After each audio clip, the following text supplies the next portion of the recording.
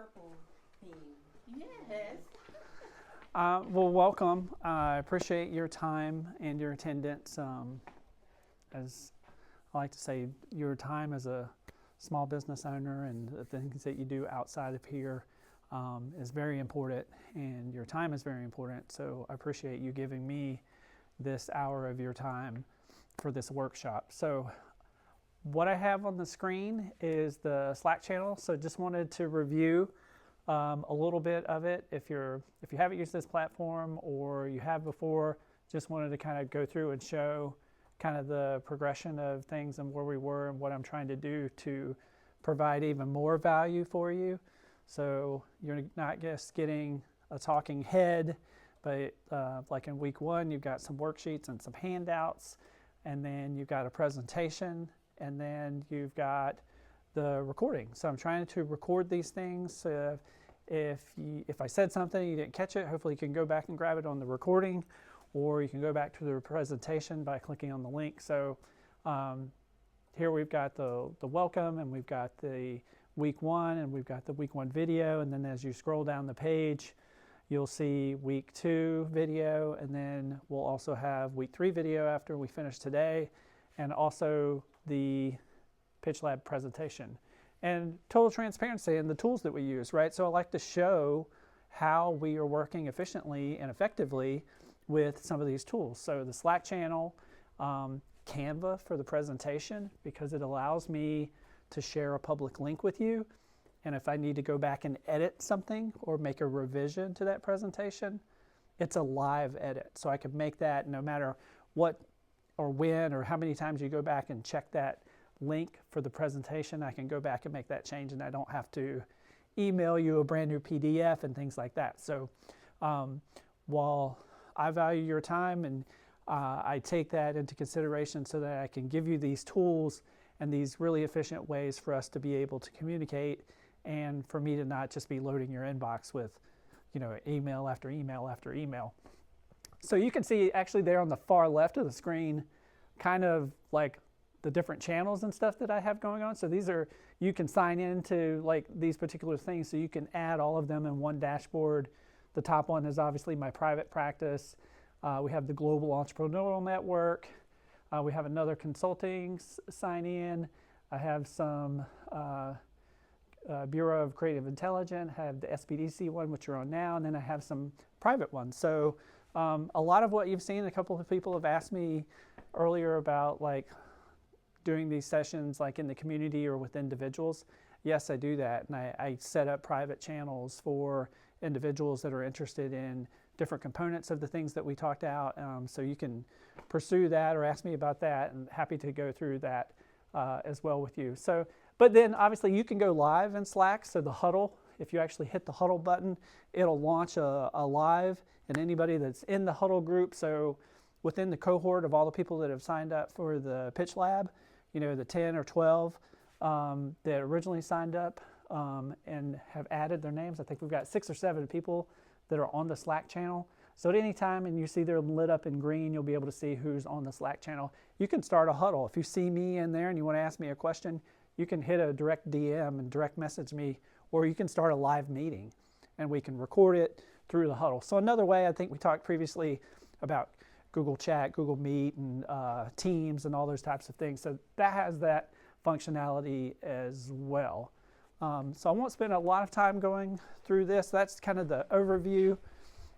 Again, scrolling up, we've got week 2, week 3, and then you can see we've got the calendar in here as well. And then you've got my contact information. So we'll try to keep this as updated as possible, as quick as possible as we go through the session.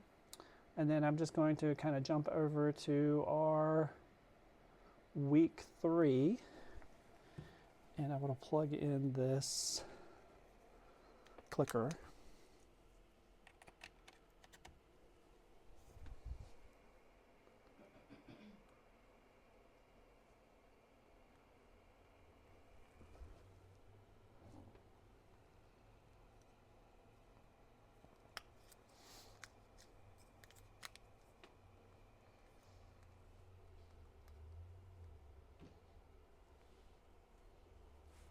Which is not working. So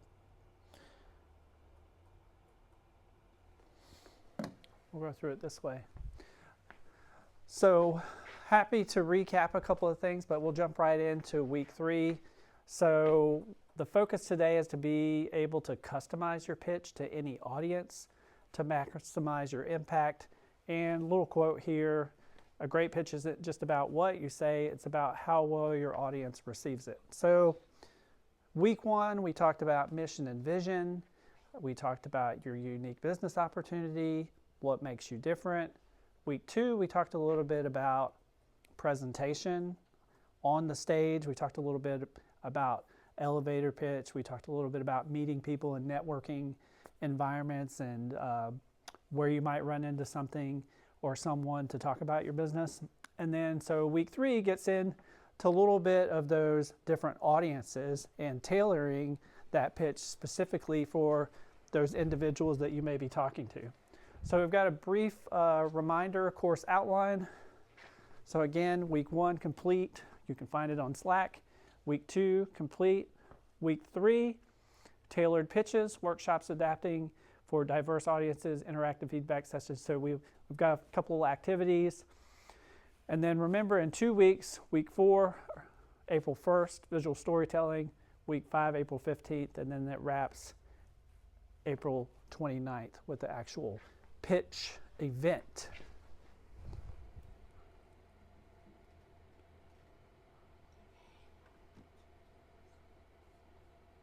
So before jumping into week 3, how is everybody feeling about where they are now? Had an opportunity to either start over, as you mentioned, as you came into class, I'm going to redo, and that's great because the fact that you feel comfortable to be able to do that after 2 weeks, to go, hey, I've got the things that I need, I know the direction I need to go in, and I can pivot. That's amazing to hear that you can do that without having a panic attack, right? You know that, or other people in the room, you have multiple businesses or multiple ventures. You need to step and repeat these exercises for those things. If it's a for-profit, nonprofit, the exercise is the same. You still have to have that mission, vision, unique, how you're helping, what's the problem, what is your solution. So that's kind of week 1 and 2. So I think if we're good there, we can kind of jump into week 3. So again, audiences. So adapting your pitch to maximize impact for different stakeholders. Who are we talking to and when? Why it matters. I think this is really important because they call it one-size-fits-all pitch. Doesn't work, right? Different audiences care about different things. So who are they? Investors, customers, partners, media. They all require specific messaging. But once you've got the core stuff about your business, you already know mission, vision. It's just tailoring those last couple of slides. So when you're thinking about a pitch deck and changing the content, you'll actually have the pitch deck copied and repeated or copy and pasted. You may have 2 or 3 versions of it, right? One for your investor, one's informational, that type of thing. But as we figure out who your audience is, you'll know which ones that you need. And then just making small adjustments in the delivery and the framing can significantly enhance persuasion. So knowing who's in the room, who you're going to speak to, and then going back, being intentional to why you're there. Why are we in this particular meeting or at this particular conference? Who do we want to meet? And then we're tailoring not just our physical slide deck, but in our brain, which pitch deck am I giving? Which slide am I using depending on the audience? So things that we'll talk about or get into: why generic pitches fail, key audience types, their priorities, how to customize messaging, tone, and some practical exercises as we continue to kind of refine the pitch.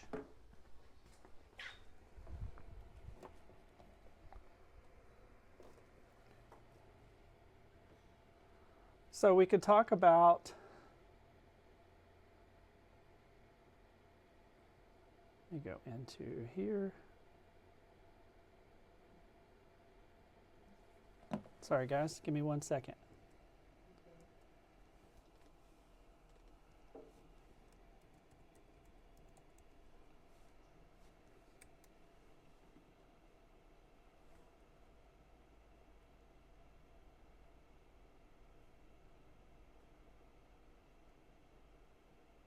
got a couple of slides in there that made their way from the other. There we go. So one size fits all pitches don't work.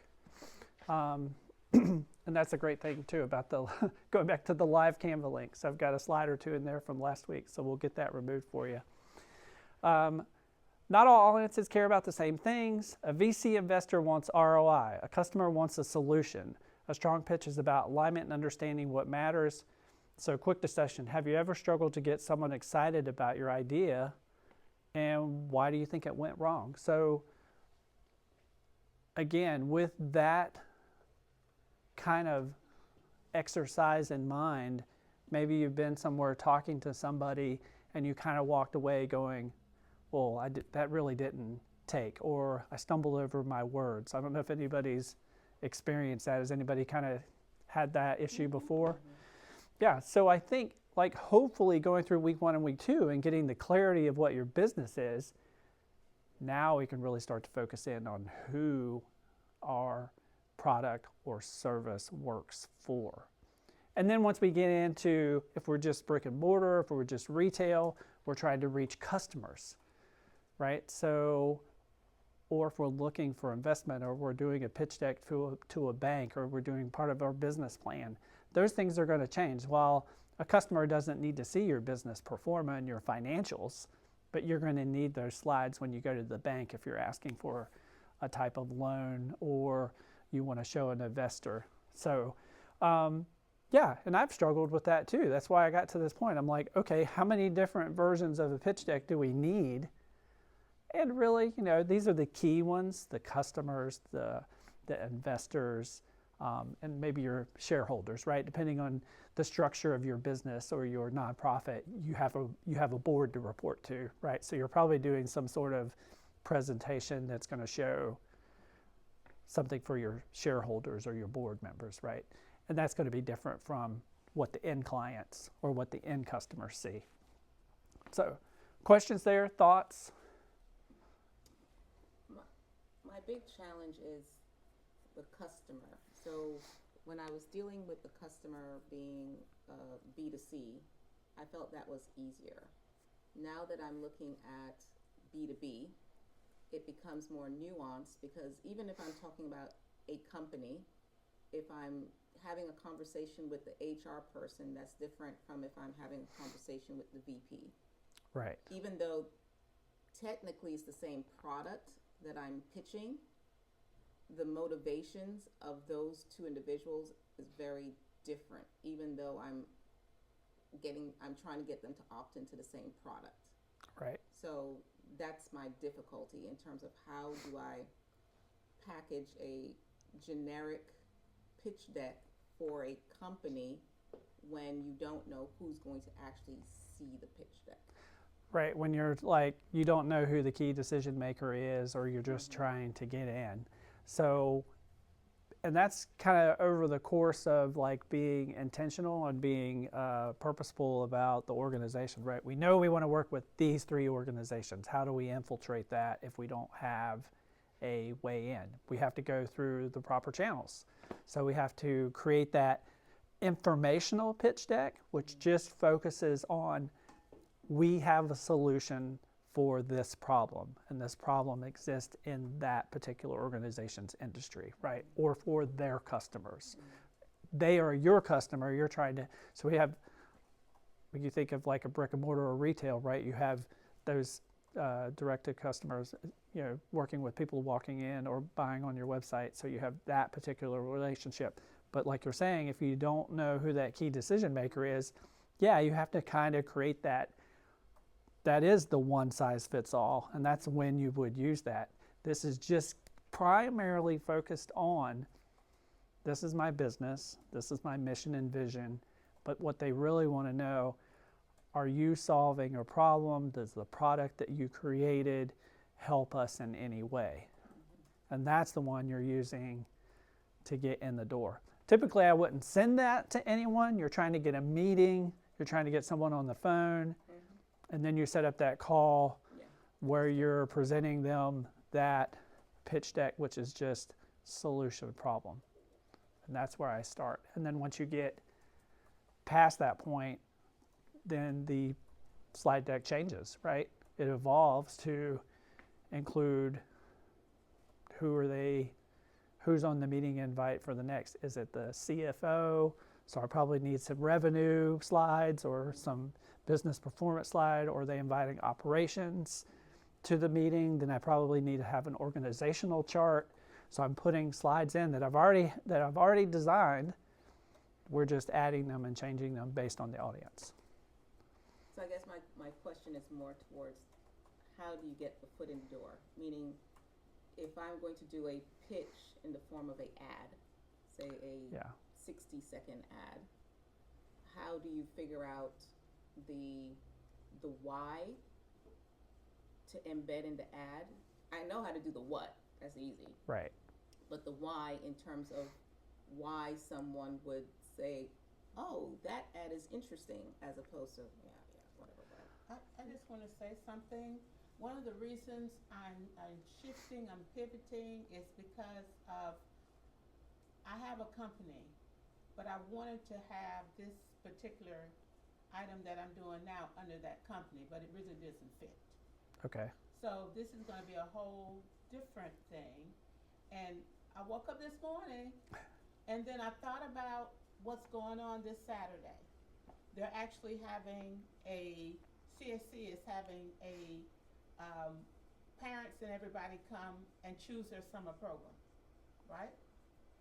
So what I'm looking at now is, I've already talked it over with someone else, that we want to do a 4-week youth urban gardening, 1 day a week, getting kids interested in urban gardening. So I actually sent an email or a text to those folks who are having camps this summer.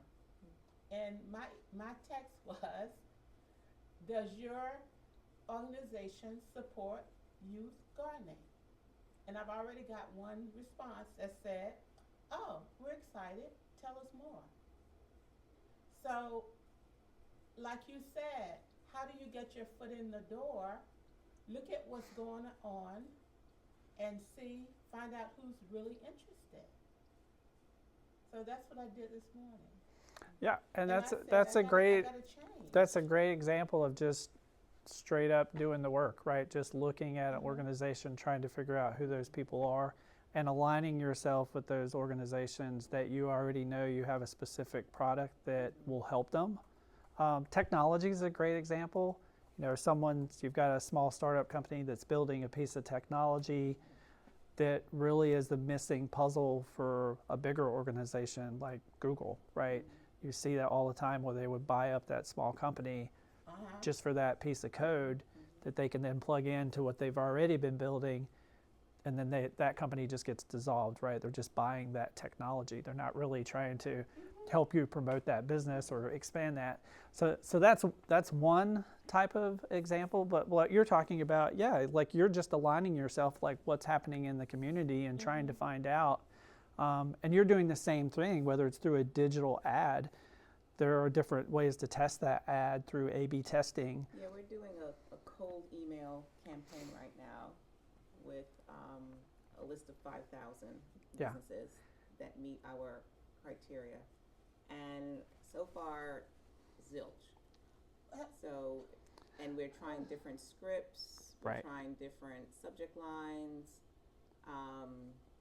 So that's why I was asking, how do you, and I guess it's just, you just keep going. You do, because it only takes one, right? And it's a large lift for a small return. But once you align yourselves, and it's like that, we just need that one endorsement, right? We just need that one testimonial. I think we talked previously of like, how do we get that testimonial? We're trading work, or we're trying to barter, or we're like, hey, I'll do this at a discount if you give me that testimonial. So it's like you're fighting the fight to get to that point where it's like, I need that testimonial, or I need that one thing from that one organization that's, you could say, hey, I've got a meeting with such and such. And it's just, you are doing the things, everything that I would mention, like emailing, the digital marketing, and you're doing the A/B testing, you're changing the headline, you're changing the script, You're looking back at the email marketing tool that you're using, how many were not opened. You can resend that with different subject lines. So the tool should allow you to do those types of things. So if you're using those marketing tools, you're already doing it at a very efficient and cost-effective way. So yeah, keep plugging, but we can talk more specific too about that. So so yeah, let me advance the slide here.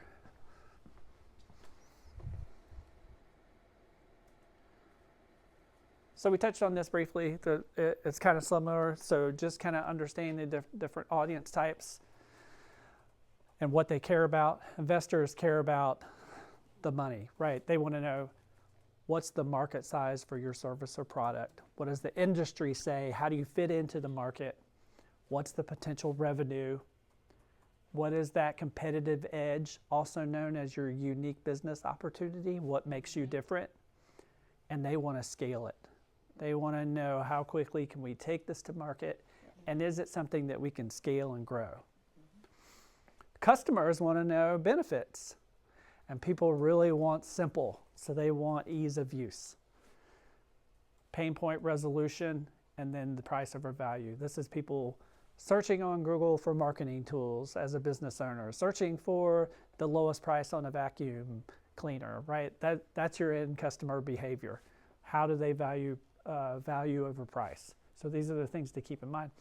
Partners, like how do we work together? I've been in a silo working on this product or this service, and it's just been me, and like I have these ideas, but I'm missing a component, or I just need someone to bounce ideas off. Synergy, mutual benefits, long-term vision, people like-minded that share what you're looking for. Look for similar organizations. We don't have to be siloed and protect our idea. If we have intellectual property, obviously we want to be legal and we want to be careful, but we want to bring someone in that can help us with the skill sets that we don't have. So that's what you want to think of with partners. And then media and public, simplicity again, right? The public, media, they want it to be simple. And then we talked about the storytelling potential. Like, can you repeat your story? How repeatable is it? How memorable is it? Does that have this component of empathy, or what really resonates with the media and the public? They latch on to those things, right? So depending on where you are with your current pitch or your current product or your current customer, where do you think, who's your primary audience? With a nonprofit, I mean, you mentioned it a little bit. You're trying to break into B2B, B2C, that type of thing. Well, with the nonprofit, we focus so media, public, and partners. Okay. As more so than anything else, because the focus of the nonprofit is to partner with other organizations. Perfect. And of course, we are trying to get more awareness of our quote-unquote brand.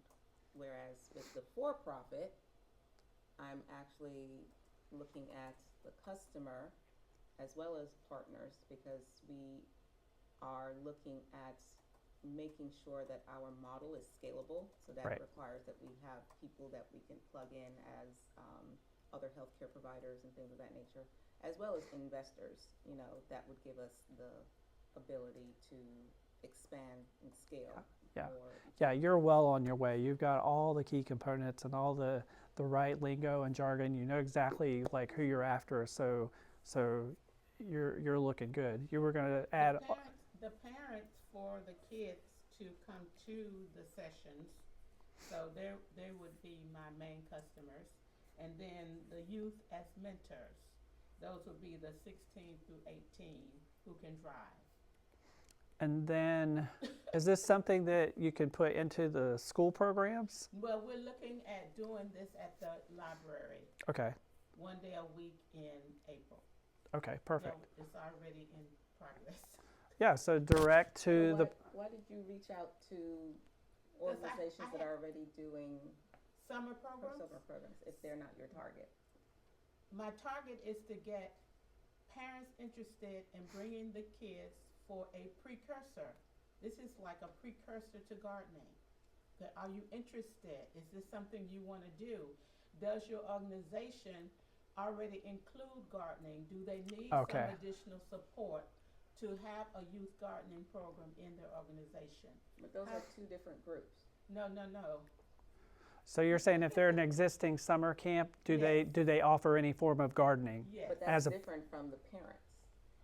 Well, you have to have the parents for the K through 15 because they have to say, hey, yeah, They're paying for I it, or have to bring you. I Right. have to take Okay. you. But if you are targeting an organization that already has an ongoing program, then they already have the parents and the kids. Yes. So But we still have to encourage the parents to bring them back. We have to offer something for them if they're going to bring their child to the April 3rd session. Okay, after April 3rd, what did we do that you're going to bring them back? so you're building out the curriculum that could potentially be your own summer camp, possibly. Well, we're not really looking for a summer camp. Okay. We're looking to support summer Okay. camps. Right. We're not looking right now to have a full-fledged camp. Okay. Got it. So I understand what you're saying. mhm. But the organizations are also my customers. I'm just saying that they're different in terms of approaching an organization is different from approaching a parent. Their needs are different from what the parents' needs are. Their Exactly. motivations. And when we were talking about marketing tools, how you present to each one, you have to present differently. Is that what you're saying?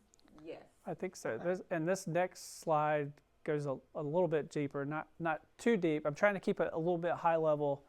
So when we get into the messaging and the delivery, right? So the investors want to focus on those financial, the transactions, and again, the market opportunity.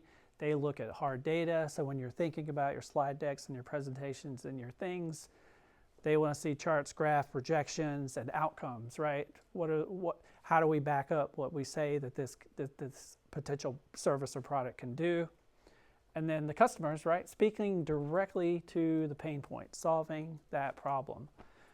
Use relatable scenarios, testimonials, and as you work through your organization and you get those testimonials, better to speak to how you were able to solve that problem for that specific customer, that specific person, or that specific organization.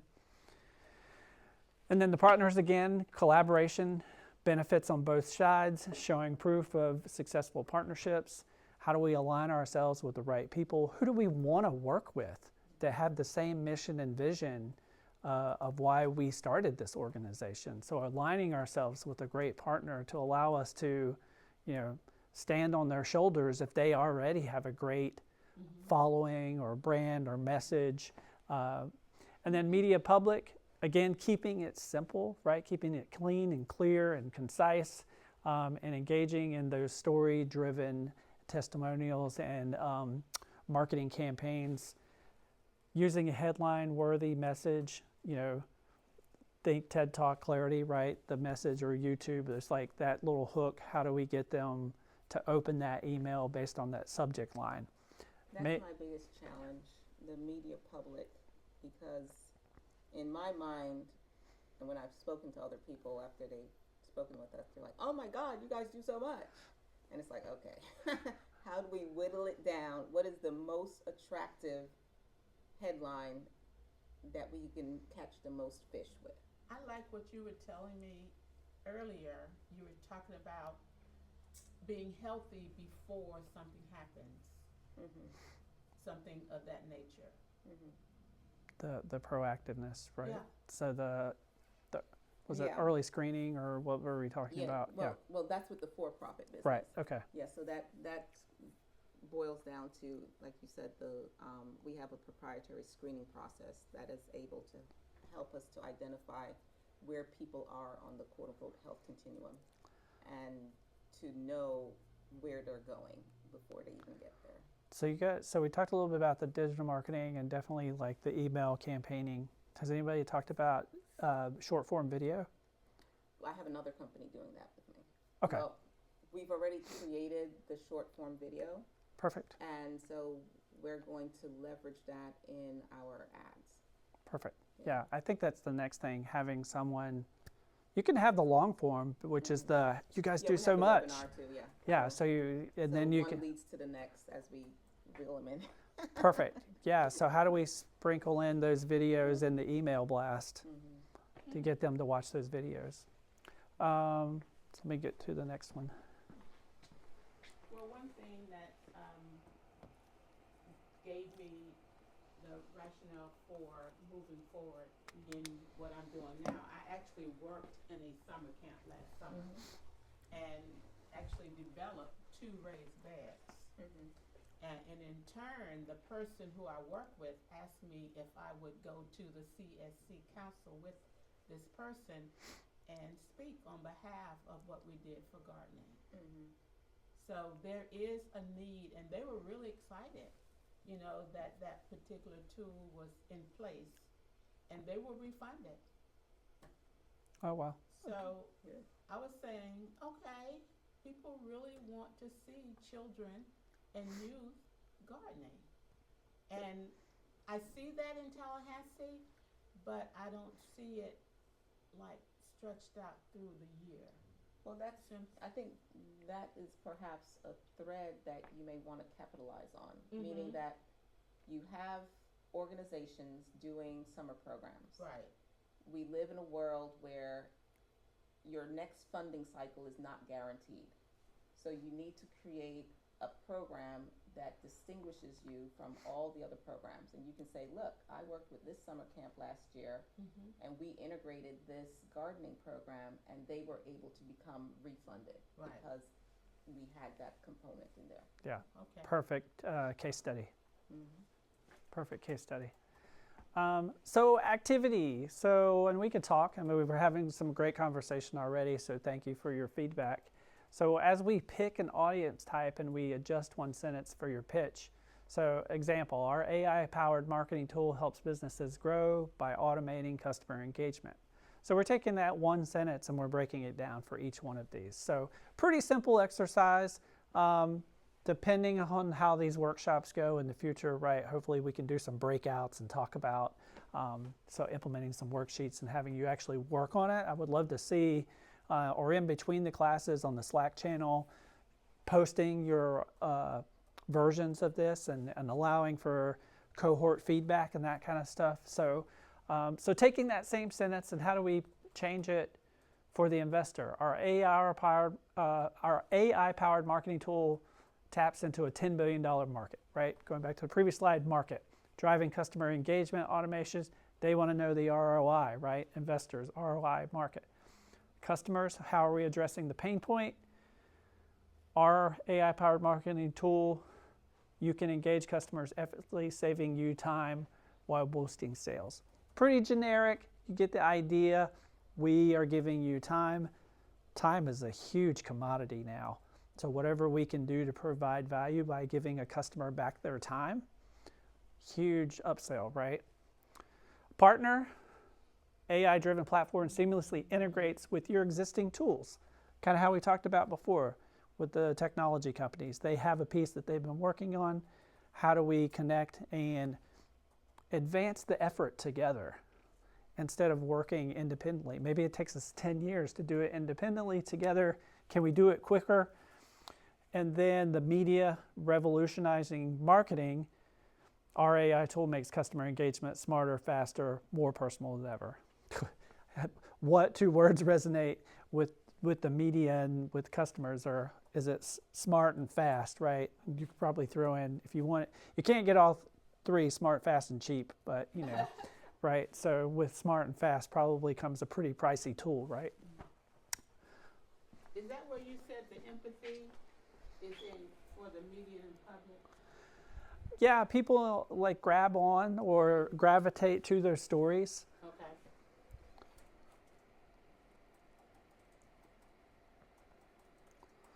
So this would be where we take this the next step further, right? So once you've kind of gone through and identified the audiences, now in preparation for our final weeks, we're working on that 60-second pitch and tailoring it for that specific audience type that you want to work on for this. And as easy as some of these are, I mean, you're only going to have 2 or 3 of these audience types, maybe one that you just zeroing in on.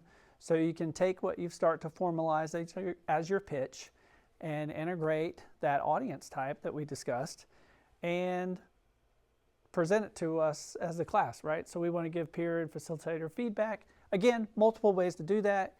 You could do it live and share it with us today if you want to work on that. You could put it on the Slack channel. So many ways to be able to do that. And then from a revision round, we just want you to test it, right? Not just with us or your cohort or your class, but you're actually going back within your organization, sharing it with your partners, your investors, your shareholders, your board, get some feedback on it and see how you can get it to move the needle. So we want to do things that actually move your organization forward. We want to implement these things strategically. So, and if we can do that, then hopefully we'll see some progress within the organization, not just from an efficiency. Yes, we did mission. Yes, we did. We've got a good story. We all agree. But how do we integrate all this to actually generate revenue or align with the right partner or get those customers aligned? Question. Yes. Okay. I've been told, this may or may not be true, that one of the differences between pitching to a quote-unquote customer versus pitching to a business is that usually when you're pitching to a customer, it's more emotive, right? Okay. And with businesses, it's more bottom line. Now, I believe, contrary to that, I believe that it's a combination, even when we're dealing with a business. So I'm trying to figure out how much emotion do I weave into a 60-second pitch in tangent with bottom line? Yeah, great question, and you're absolutely right. There is no single solution, right? There's no one answer for that question. I think you would have to look at the organization that you're pitching to. Do they interweave that type of messaging in their own brand? Are they philosophical? Are they, are they pitching that? Like, how do those messages align? And then you're kind of getting in touch with them, and you're looking at, you have to take it even a step further. Who are their shareholders? And like specifically, who are the people within their organization? And then your team is researching those people. And what else are they involved in? Like, are they involved in technology? Are they involved in the medical solutions? And then that will, I think, help you kind of answer that question. But depending on, I just think it's an alignment. That's just my personal opinion. That's how I would approach it. Well, I think the other layer is when you're dealing with a business, you're not just dealing with a business, you're also dealing with an actual human being. Correct. So it's like, that's okay. Exactly my point. Maybe I didn't get there, but you're exactly right.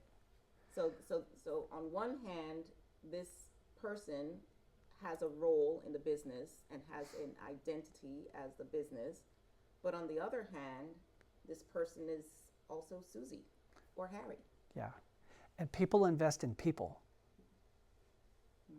Right? So that's when it goes back to how relatable are you? How much do they actually want to work with you? Because maybe they've heard 100 pitches, but they're like, I really like your approach, or I really like your story or where you're coming from. So yeah, a lot of it is luck and chance and who you're working with or who you're aligning yourself with. Maybe you're number 59 out of 100 business ideas that they're going through, but it's that one connection that you can connect with. And that's, I think, when you get down to the heart of the matter, are we solving a problem from a business perspective? And then how relatable, or how do we connect, or how do we align with that organization? So it's a great question. And I think you can get into the philosophy of the whole thing, but I'm trying to keep it a little bit high level. Yeah. I guess I've been playing with a certain pitch, and maybe I can try it out on you guys. Yeah, we'd love that. So okay, and it hasn't been formulated. It's just a lot of different ideas kind of throwing around inside of me. And that you're a great segue because that takes us right into where And you want us to actually do a pitch deck? you don't have to do a pitch deck, but you could prepare. I think a good exercise for you would be to prepare 3 to 5 slides. That's just like, if you have a logo or a brand, put it on there so we know who you are. Oh, I'll send you guys a link to this Yeah. new AI that I found that does decks. It's like awesome. Yeah, yeah. I'm like, whoa. And that type of technology just advances. If you can take the administrative piece out of like your workday and let the AI handle those things, Oh, and you're focused on beautiful. the content. Yeah. So where you're going, and so I'll let you continue. So we're just modifying your pitch for each audience depending on, pick 2, pick 1, it doesn't matter for this class. And then now at this point, you're just practicing that delivery and you're refining it and refining it and refining it. And as we go into the next week, or I'm going to push out to the channel and reach out to the individuals that we missed today that weren't able to make it to encourage them. This is a pretty straightforward session today, talking about audiences. So again, I'm not trying to unload loads of information or content or work on you, because the whole idea of this workshop is to give you practical things that you can actually work on that will, again, will help you advance the efforts of your business in a meaningful and efficient way. So now we're just kind of at that stage where we're working on things independently or in a cohort. And yeah, I think working on 3 to 5 slides is not a bad idea. Helps you organize your ideas. Right, yeah. And then, and I can even put on the Slack channel, love if you're sharing that stuff, or in the email blast that we send out, we can share as we move into the next classes. It'd be like the 11 essential slides, that type of stuff. Excuse me. My question that I have is, are you going to give us some opportunities where we can go and actually pitch $4? Well, Are there any opportunities? that are is the coming goal. up? So, we were having some alignment ecosystem types of things. So being part of the SBDC at FAMU and then the CRP program kind of opens the door to you getting the experience and then joining us at these other things as we continue to go out and network in the community and get plugged into other things that are available to us. These classes are a big part to give you the successful tools and the confidence that you need to be able to then work with a grant writer to work on, because what's the first thing they're going to ask you? Tell me about your business. Yeah. You're like, oh great, I just did a 6-week workshop and I've got my vision and I did a 30-second YouTube video and let me share all that with you. And then you're so far ahead of the next applicant that looks at the application for the grant and says, I haven't done any of this type of thing. So it's a great question, thank you. But yes, as we continue to share with you classes and opportunity, there's a business plan class. If you're looking to, all these things that you're doing for the pitch are things that you have to put in your business plan. And depending on what your goal is for your organization or your business, are you trying to expand? Does that mean you're going to need a loan, which means you have to go to a bank, so they're going to want a business plan. And in the plan, you have to include the problem and the solution, which is all the pitch stuff. So that's homework. That's where we are.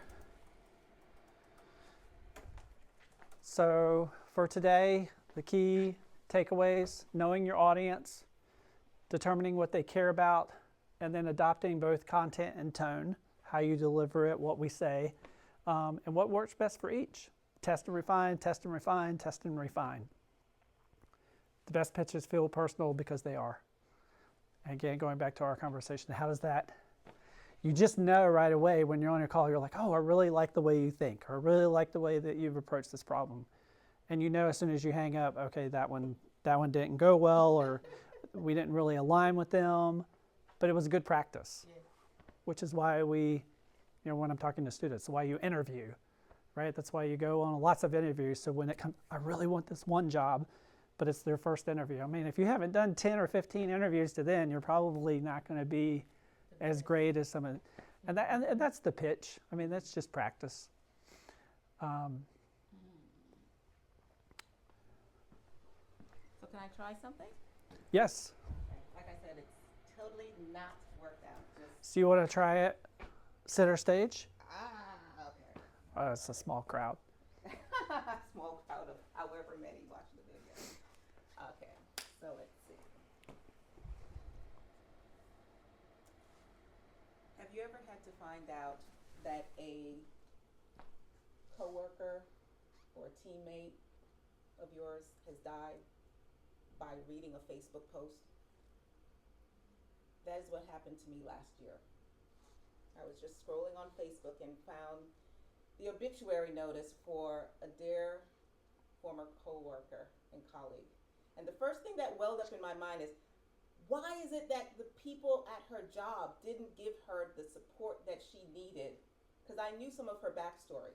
I knew that one of the major things that more than likely led up to that cardiac arrest that took her away from me was the fact that she was so stressed out from work to the point that she couldn't do anything else. She was looking for other jobs. She was engaging in at least 2 other jobs, trying to meet the fact that she had to pay off a hospital bill that happened because she didn't get the proper care that she needed ahead of time. And then I had to step back and I had to ask myself, wait, Michelle, you're either part of the problem or you're part of the solution. It was in that moment that I asked myself, how can I help business owners to provide their team members with the care that not only that they need, but they deserve? Additionally, even more importantly, how can I help small business owners to do that in a manner that actually helps their bottom line?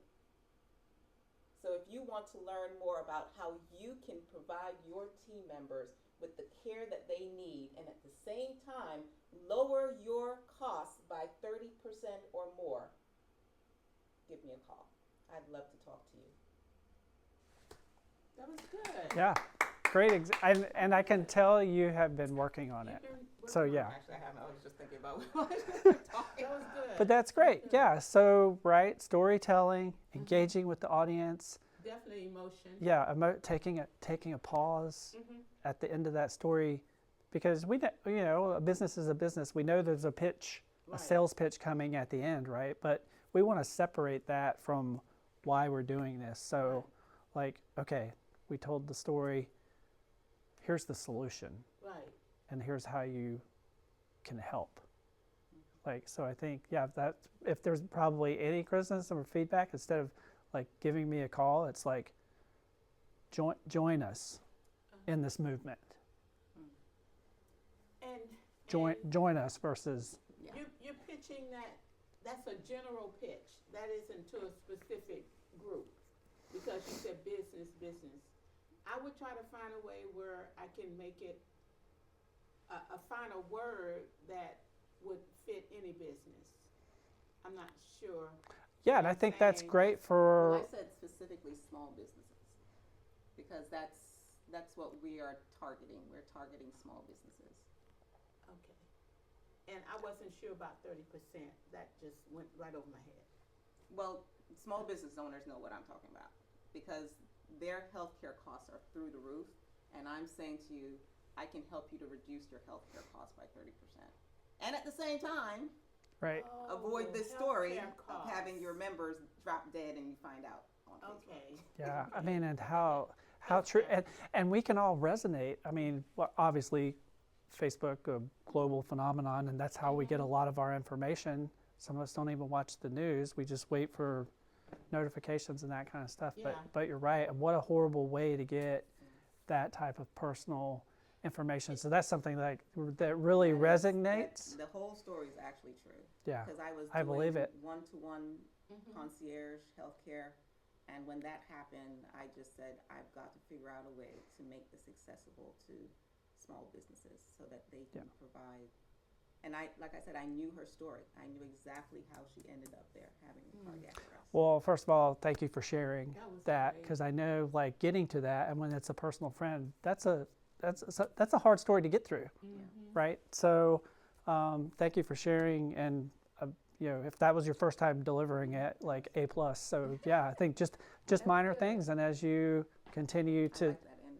tell that story, you know, and just clear separation from the story and giving them a minute to reflect, and then you step into here's the solution. Yeah, I like that in terms of, and it resonates with me, the idea of be part of a movement Yeah, to change the face of what it means to be a small business owner. You don't have to choose between the bottom line and the health and well-being of your team right. members. You shouldn't have to. Oh, You that's shouldn't have to. good. That's perfect. I love that. That's a great tagline. So, all right, if you missed us here, watch us on Missed all the Slack fun. channel. We'll see you in 2 weeks.